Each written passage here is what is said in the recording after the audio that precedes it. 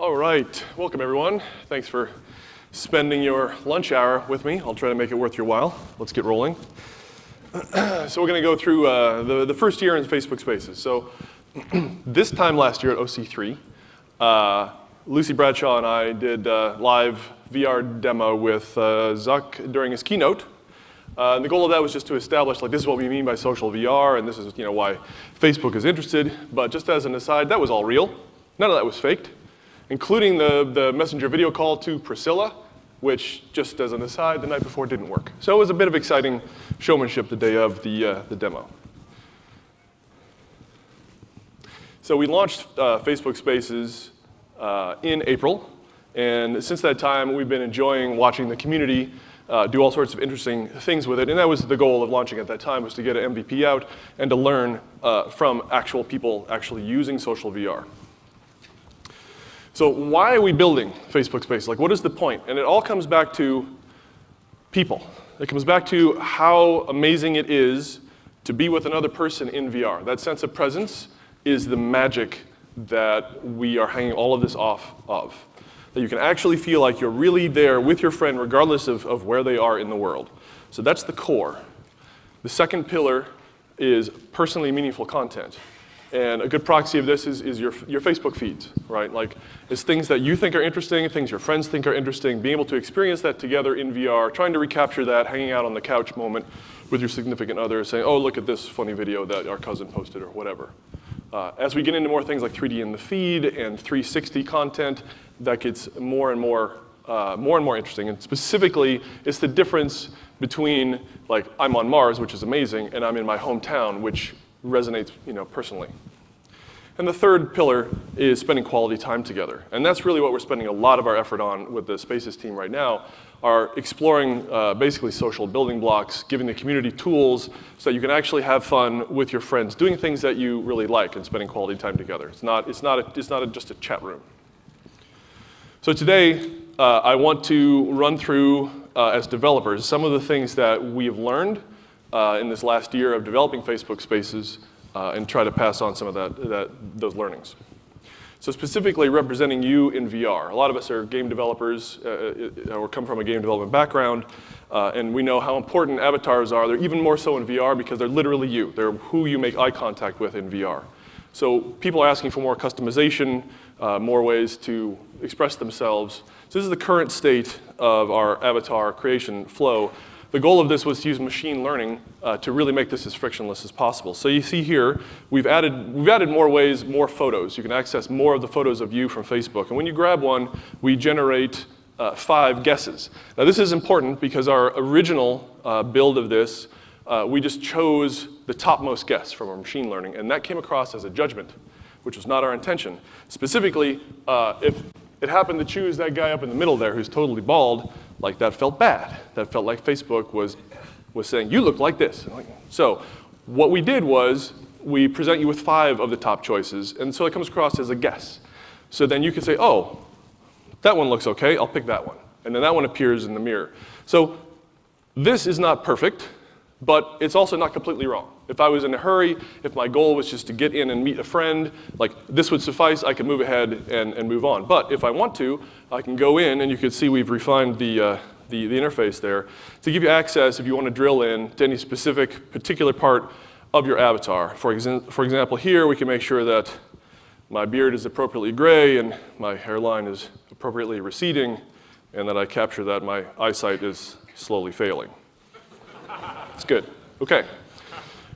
We also save off presets so that if you want to, customize yourself for a specific thing, like apparently I'm going to go to some sort of goth rock thing here. So I'm going to have long black hair and even to the point where I can customize my lipstick and give myself appropriately black lipstick.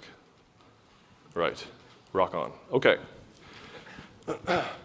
So we had an interesting problem when we first launched Spaces. People would actually make a Facebook account for the first time to try Spaces, but they had no photos at all, which frankly at launch we just didn't have time to account for, and so they were blocked. Since then we've added a mechanism, a flow, so if you have no photos on Facebook, or maybe you don't want to have photos of yourself tagged on Facebook, you can still create an avatar from whole cloth and proceed. The point here is you have the final say on how you look. This is just the beginning. We have lots of things in the works for avatars and specifically more ways to express and customize yourself. One thing that is super important that may not be obvious is what we call secondary motion. This is the physics on the hair and even the glasses here. Adding this secondary motion just adds a ton of life. We still have fairly limited, even with 6 degree of freedom head and 6 degree of freedom hand tracking, is still a fairly limited channel. So anything you can add that expands that is great, and just adding this secondary motion adds a bunch of life to it. I mean, imagine famous puppets that are made of fuzzy blue fur and googly eyes, right? Like, there's a specific personality there, and that all comes from the motion of the puppeteer moving that stuff around. So this is really important. In addition, we pioneered eye contact with avatars. You can actually make eye contact. And this was not super obvious when we first did this, especially with the 2D sort of cartoon eyes that we've gone with our avatars. But by algorithmically picking objects, specifically other people in the scene, but other objects, and focusing your eyes on those, you can actually look at your friend and feel like you're making eye contact. That was great. It's great for personal contact, feeling like you're really there with your friend, but it wasn't obvious, and we had to test and try that. Also, there were blinks. Obviously, you have to make sure that your character blinks, otherwise it gets very creepy. Speech is super important, but we iterated through a few things here, and what we landed on not only fits the style of our avatars, but you'll notice the lips are very poppy. They're snapping between mouth shapes. That's intentional. We focused on kind of an Aardman or a Leica sort of replacement animation scheme, because when we found in this case, when we were doing things too smoothly, that it became a little bit too realistic, and then it just was kind of creepy. We were hitting the uncanny valley. So it's super useful to know who's talking, and that this is a pretty decent approximation of speech, but it's not perfect, and that's just right. Gestural emotes. So we've talked about these before. This is the idea of expressing emotion is something that we've always pushed on with Facebook Spaces. We think it's really important that you're not just there, but you can actually express yourself in emote. One of the things we've been working on are these gestures. So if you just put your hands on your cheeks, your avatar will automatically form this oh my gosh expression, right? And we had a whole series of these that you could try for confusion and scared and all these sorts of things. It has proven to be a real challenge. We've tried machine learning, we've tried expert systems and traditional sort of if-then things to come up with a system that doesn't fire when you don't want it to, and also works for all shapes and sizes of people with these gestures. So the idea is good, we're still trying to find the best way to make it reliably happen. What we do have in Spaces right now, and works quite well, are thumbstick emotes, where you use the thumbsticks on your touch controllers, and by moving them in patterns, basically like here, to do the same oh my gosh expression, you move both thumbsticks in. The goal of this is basically to be able to puppeteer your face. So you can control when you do an expression, you can control how long you do the expression. So if you're taking a selfie, you can smile or make a funny face or whatnot, or if you're going live, you can emote appropriately. The challenge with this is it's not discoverable. And we worked on some ways to resolve that. One of the things we tried is let's just put it on a single thumbstick. So as soon as you move the thumbstick, this beautiful visualization pops up, and you can choose what these emotions to express. Several problems here. One is, for some reason, diagonals are hard. It's much easier. With our current thumbsticks, you push up, down, left, or right. That's it. But when you try to hit, like if you want to smile and you have to kind of push up and right, especially while you're talking or doing something else, it's very hard to hit that reliably. But the biggest problem with this was, to make this discoverable and give you a moment to actually pick the emotion that you wanted, there had to be a delay. It had to come up and wait a moment before it recognized which one you picked, and that delay just killed it. Because you really need this instantaneous puppeteering and get muscle memory so you can just do what you need to do. So this was beautiful, but didn't work. So we tried another approach where we used both thumbsticks, but we tried, like the left thumbstick was simple, like up was positive emotions, down was negative emotions. Right? And then the right hand would choose the specific one. So in this case, if I push up, I get positive emotions. And then like if I push to the left or right, because having different ones on the left and right was, again, too confusing, then I would get the oh my gosh expression. So this was better, but 90-degree angles break your brain. And I don't know why, but like with our thumbsticks, like if you push both up right now, you laugh. But if I had to push one up and one left, or one down and one right, like I can't, it's hard to wrap your head around that. And specifically, again, you need to get back to muscle memory while you're just performing. So what we've done is we've basically continued what we currently have, which is double thumbstick motions. They're all parallel. So laugh is double up, frown is double down. You can push both out, both in. There are no 90-degree angles. There's no angles at all. But we did retain the picture-in-picture, and that's super useful. You instantaneously get a little picture-in-picture. As soon as you do an emote, you can see what expression you're holding, and that's proven really useful. It's still not discoverable, but it does have a lot of utility. So expressing yourself as well. So we'll talk about this in a bit. We've added a cutout tool. So any 2D object you can cut a shape out of. But we also added the ability to take any of these shapes that you've cut out and decal it onto your shirt. So it's super expressive. It's a lot of fun to make these custom t-shirts. And so now I can fly my geek flag for all to see, and I can have my +10 red dragon of awesomeness on my t-shirt and go live and talk about role-playing games. The goal of all this at the end is to have avatars that are worth taking a selfie of, that they're expressive, they represent you, they're emotive. So let's talk about the VR interface. Interfaces in VR are super hard, as I'm sure we are all aware as we try to figure this out, right? There are very few best practices yet. Like, we're all trying to figure out how we interact with these things. So we have a number of experiments we've continued to iterate on.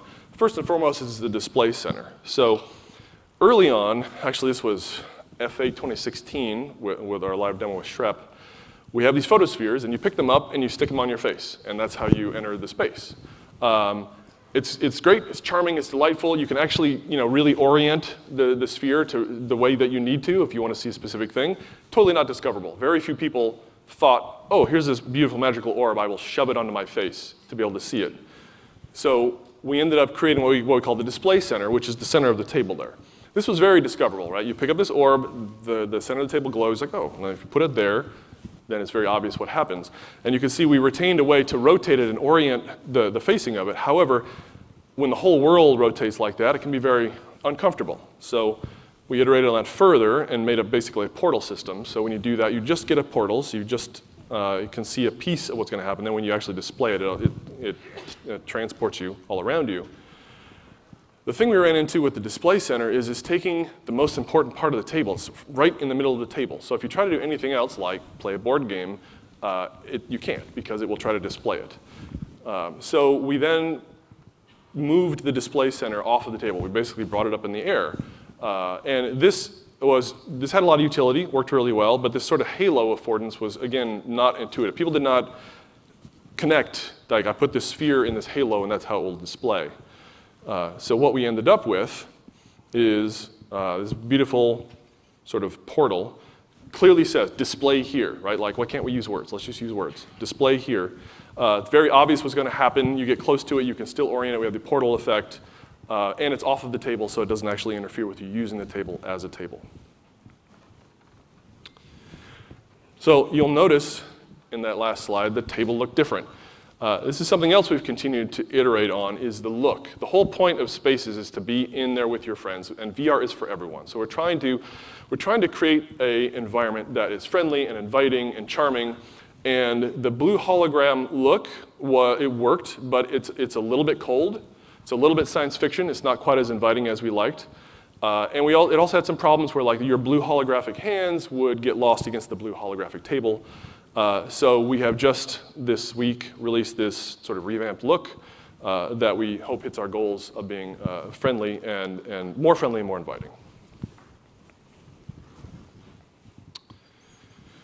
So speaking of the table, a lot of times if you're like trying to take a selfie or you're going live and you're in this beautiful environment, the table is in the way. It's taking up a big section of your view. So we added the ability to toggle the table off. It's a triple toggle on your wrist where you can turn the table off. And if you toggle again, everything shuts off, including the safety floor. The floor is an interesting thing. There are some people that, I don't know, for some reason get uncomfortable floating a mile up in midair. But other folks, they just want they want that floor gone so they can completely see their 360 content. So we've added in affordance that accomplishes both of those things. Visibility in VR and social VR is also quite interesting. Our basic rule is that the world needs to be consistent. If I can see something, you should also see that same thing. In this case, this is our PC desktop. If you take your desktop and you put it in the display center, this is personal content. So we need to make it very clear that you're about to show this to the room. In the case of our sort of Facebook feed UI, and here you see on the left, this would be my view. So I bring up my Facebook feeds, I can see all the content there, but everyone else in the room sees the view on the right. They see me just kind of interacting in space. They don't see that content. So we're making an explicit rule here where when it's personal content, you actually opt in to taking that content and displaying it to folks in the room. And that's really important. All right, VR interface. So let's talk about playing cards. This is something we've been working on for a long time, off and on. This is a prototype that I hacked together back in February of 2016. The idea is social VR, we want things to do together. If we could just provide a deck of playing cards, then there's all sorts of games that people could play. And everyone knows different games, from poker to hearts to whatever, right? Like, that sounds great. Well, it turns out that a deck of 52 playing cards are 52 little slippery physics objects that you're trying to manipulate with oven mitts on. It's very challenging to make that fluid and intuitive. And this, by the way, I'm totally cheating. This is not networked. This is just me in a single player situation. When you add networking into the equation, it gets even harder. So here's a prototype farther along that's actually networked, works with multiple people, where we're handling dealing, so you can actually see where your card is going to land. We've started to implement a real hand of cards. So the assumption was, of course, we're going to play cards. I need to hold cards in my hand. I need to be able to manipulate them and whatnot. So this next iteration, you can see how long it's been, because these are the rabbitars before we actually shipped spaces. And this was a really interesting interaction there. That what you saw at the beginning, he was dealing just by swiping your other controller across the cards. That works really well. But you can see, now that we have a real hand, there's all sorts of complex interactions with, I want this card, not this card, I want to move this here, you pick a card, all this sort of stuff. It's complicated, and the difference between putting a single card down and stacking cards gets subtle. There's a bunch of challenging interactions there. So where we are right now, we have our wrist context menu, so we can do things like shuffling the cards easily. The dealing mechanic seems to work well. But where we've gone is we've moved away from the formal hand. Why do we have to use one of our two hands to hold cards? Why do we have to model the complexity of moving cards around and whatnot? Why can't they just float in the air in front of me? Now, our initial attempt at this, when we tried to play a game like Spades, where you want to sort things by suit, it was very obvious like what suit everyone had, because people are not good at perfectly lining things up. So there'd be clusters of cards. You can say, oh, he's got 3 spades and 5 hearts. But by adding just a little bit of help, you can see once you place the queen down, then the 7 wasn't close enough, but if you orient it just a little bit more, it will snap in. So you can make a bunch of clusters of these and line them up how you want to, but your hands are still free. So the takeaway from this is, like, with these sorts of things, you want to keep the core of the essence of the thing you're trying to build, but we don't need the real world constraints. We can come up with better interaction paradigms.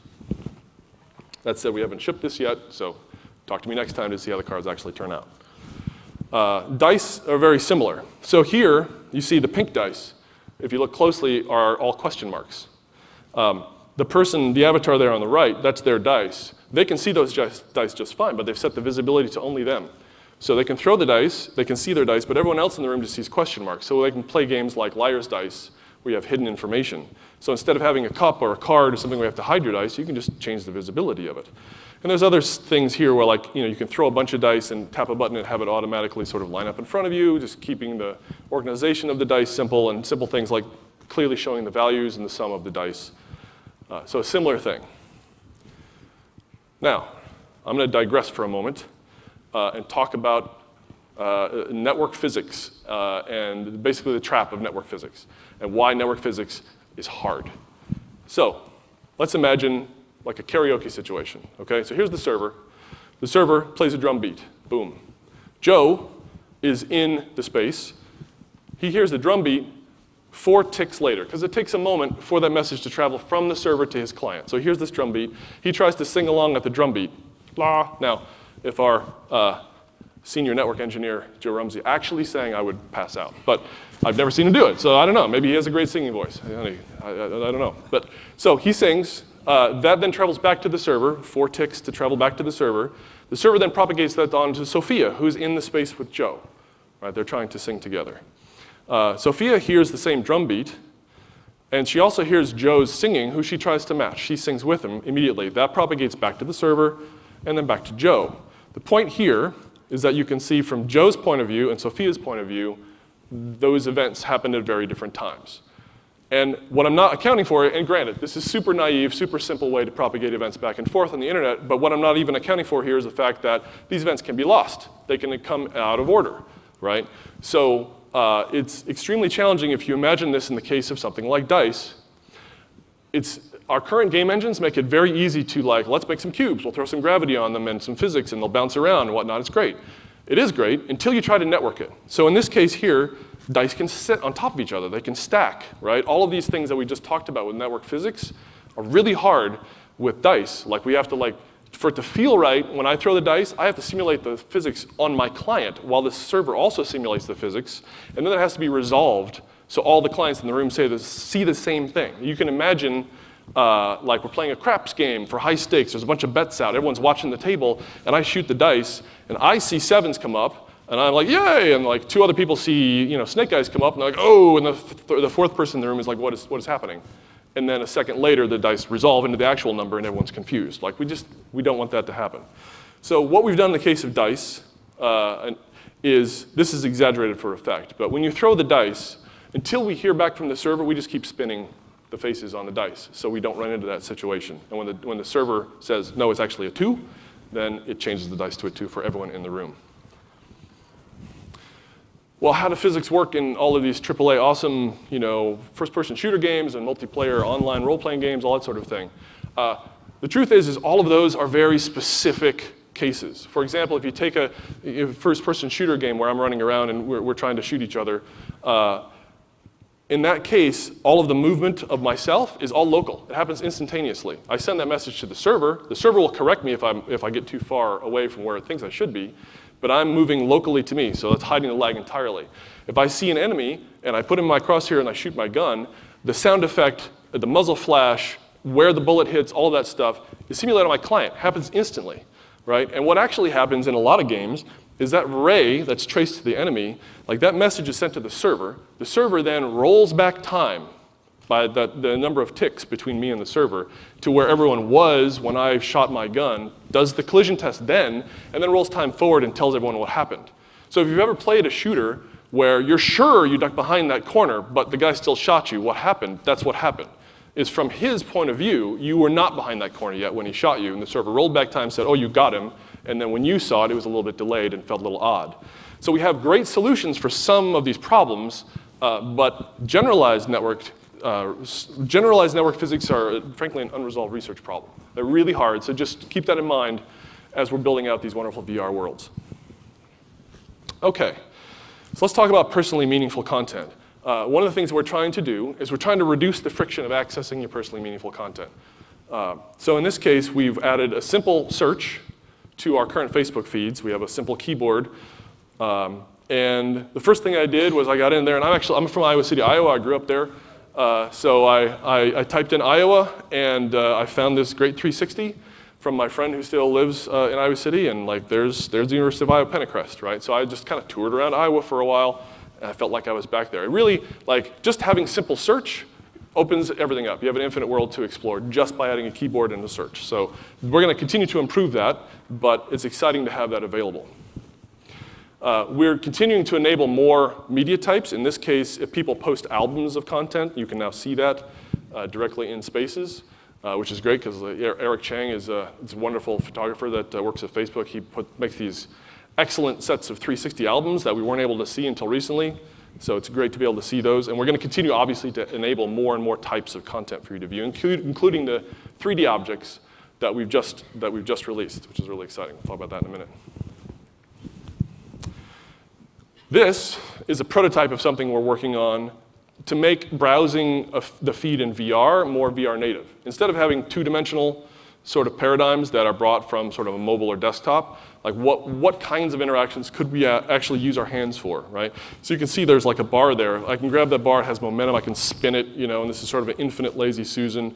You could also imagine kind of an infinite stack of these going off into the sky where you could grab and pull them down to see different types of feeds.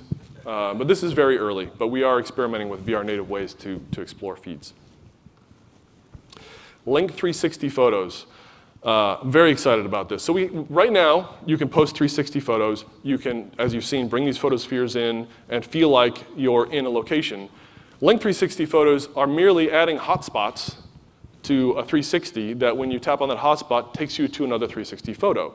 Now, if you take these photos, like in this case, in a sequence moving down the parkway, then it feels like you're sort of walking down the parkway with your friends. What's exciting to me about this is soon everyone will be able to do this. You can take panoramas with your smartphone, you can use your 360 photos, and then stitch them together, and you can say, hey, come check out my house, come check out my favorite place. I went back to the high school we all graduated, and I took all these photos. Let's go wander around that together. But also for developers, this becomes the basis of a platform. For example, if you're a realtor, you could take 360s of every room in a property that you're selling. You could post these to Facebook, jump into spaces with clients that are in another part of the country or another part of the world and show them around the property. Similarly, travel, right? Like it's wonderful to go, like we have 360s on the show floor. You can go try walking around like Roman ruins and whatnot, or the Eiffel Tower. So it's simple, but it's really effective. In addition, we are enabling live 360s. So although having the hardware to have high-resolution live 360 streaming is still difficult, it's going to get better over time, but this is real telepresence, right? If someone is going live, like we have a live camera on the show floor, and if you go into spaces right now, you can actually feel like you're standing on the show floor. I really like this too, the notion of a VR autograph, because that's actually her hand motion. Like, that's legitimately an autograph. The desktop, PC desktop. I'm very excited about this. We've been working off and on. Actually, this is one of the things that started the Facebook Spaces project way back in the day. But you now have the ability to bring your PC desktop into Spaces. So here you saw Brian brought up his desktop, opened up a web browser, went to his Pinterest account, scrolled through, and found a picture of his dog, Riley. Right. Now, you can put this PC desktop in the display center and show your PC desktop to everyone in the room. You can take a selfie. You can go live. That content is there. In addition, all the tools in Spaces are available. For example, you can use the cutout tool right on the desktop and cut out Riley's face and make a Riley t-shirt. Ta-da. There we go. And you can imagine anything you can see on your desktop, you can use the Spaces tools to interact with. So what's really exciting to me about this is a very open-ended verb, right? Like anything that you can currently do on your PC, you can now do in VR, but you can not only do it in VR, you can do it in VR with your friends, because this is actually displayed and networked. And the analogy I make here is back in the dark ages when Windows 1.0 first came out, the first graphical user interface for PCs, there was a DOS box. And the reason there was a DOS box is because you needed to use Lotus 1-2-3. What is Lotus 1-2-3? Go look it up, kids. It's on Wikipedia. But you needed access to your apps that you used on a daily basis, and there weren't Windows native versions of those things yet. This is the equivalent of the DOS box for VR. So we're going to continue to invest in open-ended creativity, specifically user-generated content. We don't know exactly what the killer app is, right? We have some ideas. Definitely people in VR are the killer app, but we really want to give as many tools as we can to the community and see what people come up with. So we've been talking about cutouts. This is an example where we have this little papercraft thing here. So we can cut out these shapes, and sure, we can make fun masks and whatnot, but what's really exciting is that you can take these shapes, hold one in each hand, and attach them together to assemble 3D objects. So it's a way, like we found with markers, when we shipped the MVP, we shipped markers. So you could draw things in space, create objects, et cetera. A lot of people picked up that marker and saw the colors, and they're like, I'm not an artist, right? They still had fun doodling and whatnot, but we think with this tool, that more people will be able to be creative and build utility, right? So you can make masks, you can make props. If you're going live, you can make a set with props for your show. You can make 3D objects. If you're into role-playing games and tabletop things, you can make all the parts and pieces for your various tabletop games. You can build a whole dungeon to play your favorite role-playing game with. You can save these things and you load them back. Hide from camera. For a long time, internally, we called this vampire mode, because what this is you turn on hide from camera, and all the cameras in the space no longer see you. You're still there. Your friends see you just as you were, but the live camera, the selfie stick, et cetera, you're not visible. So here, you're going to see Ronald is going to go live and do a magic trick. Brian is basically his stagehand. So the first thing you'll see is Brian press hide from camera, and he's going to disappear from the camera. He's still standing next to Ronald. Ronald can see him just fine. So he becomes the cameraman. Now, Ronald's going to do a magic trick, and he's going to levitate this dice. Here we go. Ta-da! What's actually happening is Brian just reached out and picked the dice up. But the camera can't see that, right? So it's a very simple tool, but I'm sure people will be very creative with how they use this. Like, you could go live by yourself and hide from the camera and put on a puppet show and do voices and whatnot. It'll look like an animated cartoon, right? So these are the kind of simple tools we're looking for that enable lots of creativity. Kits. So we've talked, we have markers, we have cutouts, we have all of these various tools for creativity. Kits are a way for people to have an idea, create a thing. Like in this case, here's a new VR chess thing that uses dice for some reason, sure. So they made this new game, and they put it in a box, basically, and can post that kit to their feed, where their friends can see these kits, right? So Christoph sees the kit and go, oh, that looks interesting, can take it right out of his feed, and when he opens the box, it's all restored just the way it was. So it becomes a distribution method. So as people have these ideas, there's ways to share them with their friends. Because just the chessboard, trying to arrange 24 individual models on a board is challenging. You really only want to do that once, and then you can store it away and bring it back. And it's really important to us that we open up VR for everyone. VR is for everyone. We want, as Mark said during the keynote, we want to get 1 billion people in VR, right? We need to make an inviting place where everyone wants to come, and they want to spend time with their friends, and they're excited to be in there. One of the things that we're seeing that's really exciting is we added the ability to go live from spaces a few months ago. So this is an example. This is a dev team. I was actually on an airplane flying back to Southern California. I was on my phone watching them test live, and I typed, I'm watching you from 30,000 feet on the airplane Wi-Fi. They saw that, grabbed my comment, and then showed it back to me. And that was amazing, right? I'm sitting in the airplane, and I feel like I'm actually participating in this VR experience. So we really want to push on this. So one of the ideas that we've had, Katya Kostakova came up with this idea, I think it's brilliant, is if you put emojis into your comments, like say you put a red balloon emoji into a comment followed by the word hello, we should be able to take that red balloon, turn it into a 3D object, paint hello on it, have it float into space, where the people in VR can pick it up and go, oh, look, a red balloon. So I know there's a bunch of things to figure out there, but we really want to enable this sort of audience participation where they feel like they're really part of the VR experience. We're seeing a bunch of grassroots shows. People are just starting to put on regular shows. They're going live together. In the center with Lindsay there, that's Slate. Slate has a regular program they call Slate's Conundrums, where they go live from VR, and they bring in celebrity guests, and they ask them challenging questions and have fun in VR. But one of the things I love about what Slate does is they do research on the celebrity that they're bringing in, and they prepare a couple of 360s of that celebrity's hometown. So when the celebrity is in there, they surprise them, and suddenly, poof, they're back in their hometown. What is great is you get this genuine reaction every time. The celebrity's like, oh my gosh, this is amazing. I used to go, there's the best hamburgers ever over there. That's where we hung out. Like, it's such a wonderful reaction. So really excited to see what's happening with live in VR, and we want to invest in this a lot in the future. One of the side effects we're seeing as well is what we're seeing here with Lisa's awesome VR ninja moves. Is that when people are cartoon avatars, they're much more free to express themselves, act goofy, just kind of put it out there, which I think is dovetailing with what we're seeing with live. We're seeing live shows and people are just having fun, where they're much less inhibited than they might be if it was actually a camera pointing at them, their real selves. Messenger. So this is another 0 to 1 situation, right? Before we had this capability, you were always able to get messages since we launched. Any messages that came in, you could look at your wrist and say, like, oh, Diana, are you going to OC4? And you could press the like button and give them a thumbs up, but there's no way to respond. You ended up taking off your headset and going to your computer or grabbing your phone. But by using the keyboard and building an actual interface to Messenger, you're able to just respond directly from VR. It's obviously very early days, but having this at all is a huge thing. You now feel like you're actually connected to the world, that you can stay in touch with people from inside of VR. 3D objects in Newsfeed. I mentioned this a bit earlier. This is super exciting. So here is a space marker drawing that she made of a pumpkin.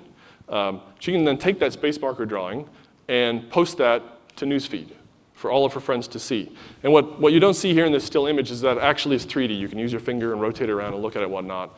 So if you're looking at your feed, you see a 3D object come by, you're like, oh, that's really cool. I'm going to save that. Then next time you're in VR, when you look in your feeds, there it will be. You can pull it directly out, and now you have that 3D object that someone else made, and you can use it however you like. In this case, Brian decided to stick it on his head as a mask.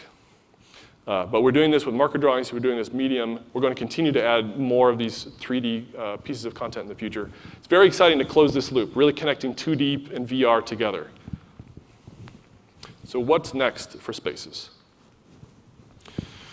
One of the things we're really excited about is working with developers, opening up spaces for third-party developers to be able to build things. We're working with Resolution Games, who have brought their Bait game, which was originally made for the Gear VR. They brought it into Spaces. Now, what may not be clear here is that's Spaces. So that circular ice hole they're fishing out of is the table. When you launch Bait, the table freezes over and gets a hole in the middle of it. Now, what's been great about working with Resolution on this is, first of all, like, we like fishing. Fishing is kind of a great social experience in that it's not too intense. You can still talk and hang out, but it's fun. And occasionally you catch a great fish you can talk about. But like right off the bat, what do we do at the display center? The display center was right there in the middle of the table. Now there's a hole with water in it. How do we display things? It's forced us to reevaluate a lot of our UI paradigms and how they're going to generalize when there are all sorts of experiences in the VR space. But because this is Spaces, all of the tools are available. Like you notice the 360 behind Brian here is not the one we had before. Any 360 you can still display. You still have access to selfie sticks in your feed and your PC desktop. You can go live. So here you saw he caught a fish. He took a picture of the fish. Now he's cutting the fish out. And now he's going to decal the fish on his t-shirt and then take a selfie of himself with his fish and his fish t-shirt and post that to the group so that we can see he likes to fish with the fish and a shirt with the fish like the fish has just caught. Yeah. And finally, we have Quill. I am super excited about Quill. So we see Goro, Fujita, Inigo Quillas, the two guys behind Quill. So this also is Spaces. The table is shut off, but you could turn the table back on. You could take a selfie. You could go live. You could draw with markers, etc. But you can bring these Quill illustrations and these Quill animated stories into Spaces. This is VR native art. And specifically, arguably the first social VR native storytelling device, right? Like you can imagine stories like, there are all of these artists I see in news groups making beautiful Quill art. All of this will be available in Spaces to experience together. So as opposed to just watching, say, like Emmy-nominated Dear Angelica was amazing, glorious. But you watch it alone. Now you can watch it with your friends and experience it together. I think this is going to be huge. I think the fact that it's VR native and it's something you just cannot do any other way, and now that it's in Spaces, you can do it with friends, is going to be incredibly exciting. And I'm really looking forward to what happens in the coming months with this. So, as always, this journey is 1% finished. We don't have all the answers by any means. We are trying a bunch of experiments, and clearly we're continuing to iterate on things as we go, as we get feedback from the community. But we wanted to communicate the things we have learned to other VR developers. So to learn more, check out facebook.com/spaces. And for everyone on the Spaces team who's doing incredible work, I'm very proud of all of the things that we have built and the speed that everyone is moving. And for the folks that helped me put together this crazy presentation like Brian right there, I want to say thank you very much.